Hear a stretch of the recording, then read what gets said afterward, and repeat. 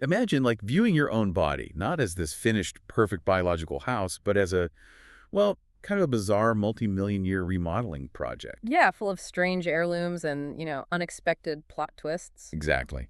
And today we are pulling out the evolutionary wide-angle lens on human female anatomy. If you're a curious learner, you probably understand human biology from a strictly human perspective. Which makes sense, of course. Right, but we are taking you on a deep dive into our biological blueprint by actually comparing it to the rest of the great apes.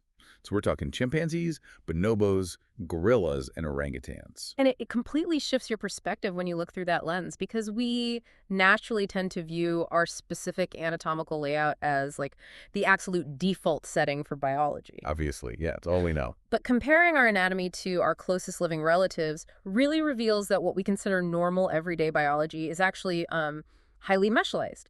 In some areas, it represents a massive evolutionary departure from our primate ancestors. Okay, let's unpack this. Because what I find so fascinating in this research is discovering exactly which parts of human anatomy are ancient primate heirlooms that we've carried for millions of years, and which parts are completely unique evolutionary pivots.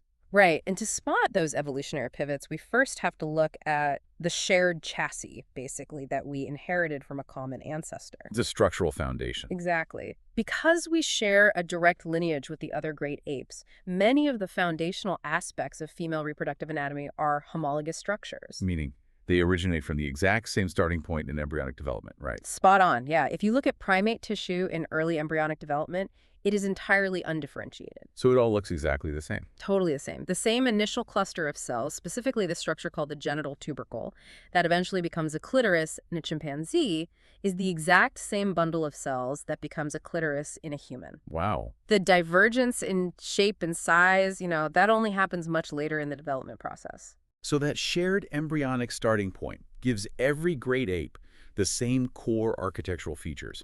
The clitoris, the protective clitoral hood, the outer labia, the inner labia, they're present across the board. Yeah, the basic framing and the load-bearing walls of the anatomy, to use an analogy, are deeply conserved primate heritage. But then you look at the human exterior trim, if we're sticking with the architecture analogy, and suddenly you see these highly customized features. Oh, absolutely. Like take the vulva. In humans, the outer labia, the labia majora, are incredibly prominent and packed with a substantial amount of protective fatty tissue. Right, and that density of fatty tissue is a distinctively human characteristic. But the real wild card here, the thing that blew my mind in the research, is the labia minora, the inner labia. Oh, yeah. It's one of the most variable features in the entire human body. It's wild. For some women, they're entirely concealed within the outer labia. For others, they extend well beyond them. There's just this vast spectrum of size, shape, and asymmetry. And all of it is completely standard, normal human biology. Right. But when I looked into how this inner labia variation compares to, say, chimpanzees or bonobos, I hit a massive scientific blind spot. Oh, the lack of data is incredibly frustrating. Which is wild. I mean, we have mapped the entire human genome. We can literally track the exact migratory patterns of whales from space. But when it comes to measuring the foundational reproductive anatomy of our closest living relatives, we are basically flying blind. It is genuinely shocking how little hard data exists. Direct comparisons between humans and apes are incredibly difficult because there are, well, virtually no large-scale, systematic, quantitative studies measuring the dimensions of female external genitalia in non-human apes. So what do we even go on then? We rely heavily on observational anatomical descriptions rather than exact measured data. It just makes you realize how much of our understanding of primate biology is still just like visual observation. Exactly. And based on those available descriptions, the inner labia in non-human apes are generally not as consistently prominent as they often are in humans. Okay, got it. But the lack of comprehensive quantitative data is, it's a surprising gap in basic biological science. Still, even with those descriptive limitations, we know enough to see where the human evolutionary path took a massive detour. Right, so we've established the physical structure. But how these species actually use that shared architecture to communicate reproduction is where things get truly bizarre. It really is a completely different strategy. Because before we get to the hair, which we'll talk about later, let's look at the communication of fertility. Think about chimpanzees and bonobos. During their reproductive cycles, they experience these dramatic, hormone-driven Genital swellings. Right, highly visible changes. We are talking about a biological neon billboard advertising that ovulation is occurring. Those visual signals are unmistakable. The physiological mechanism there is intense vascular swelling and water retention in the anogenital tissues. And that's driven by hormones, right? Yes, driven directly by estrogen peaks. The tissue literally acts like a sponge, greatly enlarging the entire region and altering the skin tension to create this highly visible sign for potential mates. And humans went the exact opposite route. We evolved concealed ovulation. We have absolutely zero externally visible cyclic swellings. Our fertility is basically anatomically undercover. Completely hidden from sight. But I kept getting stuck on the logic here. I mean, if the ultimate biological goal is passing on your genes, and chimps are walking around with these neon billboards that basically guarantee reproductive success by loudly advertising fertility to males, why hide the very thing that ensures the survival of the species? What's fascinating here is that it feels incredibly counterintuitive until you look at the underlying biological mechanism of what is actually happening. Humans didn't just passively lose a visual feature. Oh, it's an active change. The physiology fundamentally shifted. The tissue surrounding the human reproductive anatomy just stopped responding to those cyclic estrogen peaks with massive water retention and vascular engorgement. So the biological mechanism of concealment is literally just a lack of tissue swelling in response to hormones. Precisely. And by turning off that physical alarm bell, human reproduction became entirely detached from visually triggered cyclic mating behaviors. Oh, I see. The lack of a glaring visual signal forces a completely different reproductive and social strategy, allowing mating to occur throughout the cycle rather than just during a strictly advertised, 3-day fertility window. Wow. So we kept the ancestral structures. We completely deactivated the visual communication system attached to them. Exactly. So we've essentially hidden our fertility and concealed the timing of ovulation. Here's where it gets really interesting. Because while the ovulation alarm bell got disconnected, the internal mechanics of arousal remain deeply conserved across millions of years. Yeah, the underlying hydraulic system didn't change at all. The clitoris, which contains dense networks of erectile tissue, functions the exact same way across all great apes. Right. During arousal, blood rushes into this specific tissue network, causing engorgement. It operates exactly like a complex plumbing system. The system floods with fluid, creating vasocongestion. But the visible changes aren't just an isolated event at the clitoris itself, right?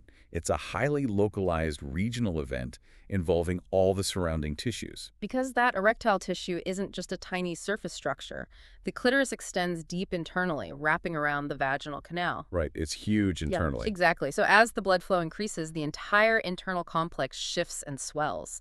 And just like we saw with the vast anatomical variation of the labia, the human mechanical response to this hydraulic process is incredibly individualized. Yeah, the physical mechanics of how this vasocongestion plays out on the surface are wild. For some women, that influx of blood makes the protective clitoral hood swell and become much more prominent. Which effectively keeps the glands of the clitoris partially covered during arousal. Right. But for other women, that exact same blood engorgement causes the hood to pull back and retract, making the glands much more visible. It all comes down to natural baseline anatomical variations. The initial size of the clitoris, the specific length and shape of the hood, and the exact physical arrangement of the subcutaneous erectile tissues. They dictate how that mechanical response unfolds. So it's the exact same plumbing process. Yep, the exact same physiological plumbing process producing entirely different visible outcomes based on the individual structural blueprint. And the other great apes had the exact same erectile tissue flooding with blood during arousal. But tracking those subtle mechanical changes in apes is super difficult because of those massive ovulation swellings we talked about earlier. Yeah, it's a huge confounding factor. When a chimpanzee or bonobo is experiencing maximum reproductive swelling during ovulation, those tissues are already heavily engorged with fluid. So you can't even see the arousal changes. Right, it completely masks the more localized mechanical changes of sexual arousal. The baseline tissue is already so inflated that the subtle retraction or swelling of the clitoral hood becomes nearly impossible to visually isolate. It is a perfect example of how one glaring evolutionary feature completely obscures another, which, I guess, brings us to perhaps the most outwardly visible human anomaly of all. The big one. Right. We've kept our internal arousal mechanisms hidden, we've concealed our fertility, but humans decided to boldly advertise one highly specific evolutionary feature right on the surface, our pubic hair. It is such a fascinating evolutionary quirk. When you look at a lineup of great apes, they are covered in dense hair over almost their entire bodies. Obviously. But humans evolved to be largely naked apes. We're covered mostly in fine, unpigmented, almost invisible peach fuzz called vellus hair. Right, you can barely see it. Yet we uniquely retained dense, coarse, pigmented terminal hair in a few highly specific locations: the scalp, the armpits, and the pubic area. The pubic hair puzzle. It is this distinct patch of coarse terminal hair surrounded entirely by bare skin. Why keep this one isolated patch of thick hair when we shed almost everything else? It's a great question. And the research shows this hair isn't just a random evolutionary leftover like an appendix or something. It actually has serious physiological utility. Oh, absolutely. It serves multiple integrated functions. One primary evolutionary role is acting as a biological buffer. It significantly reduces friction during physical movement and sexual activity. So it's basically armor. In a way, yeah. It actively protects the incredibly sensitive underlying skin and mucosal surfaces from environmental abrasion. What I found super fascinating in the research is that this hair also acts as a highly efficient scent wick. Yes, the pubic region is incredibly rich in apocrine sweat glands. Unlike regular sweat glands that just produce salt water to cool you down, apocrine glands produce a thicker, odorless secretion that interacts with local bacteria. And that creates unique body odors. Exactly. The dense, coarse structure of pubic hair traps and disperses those scent-related chemical signals, essentially holding onto pheromones and broadcasting them. And the physical texture of this hair is another area of massive human variation. It is universally coarser and curlier than the hair on your scalp, but the degree of that difference is completely individual. Oh, the spectrum is huge. Yeah, some women have pubic hair that is only slightly thicker than their head hair, while others have dramatically coarser, stiffer, or curlier hair. This is all driven by a complex mix of genetics, hormones, and the physical shape of the individual hair follicles. If we connect this to the bigger picture, this massive variation in hair texture collides directly with a very modern complication. We evolved this coarse protective hair over millions of years while living entirely naked in wild natural environments. Right. Wild apes do not wear garments. No, they don't. They do not experience the constant, sustained compression of synthetic fabrics against their bodies. Modern humans, however, wear tight underwear for 14 hours a day, which is just the wildest realization. It completely reverses the evolutionary benefit of the hair. It really does. Think about it like taking a thick wool pad, which was brilliantly designed to protect the outside of a medieval shield from glancing blows, right?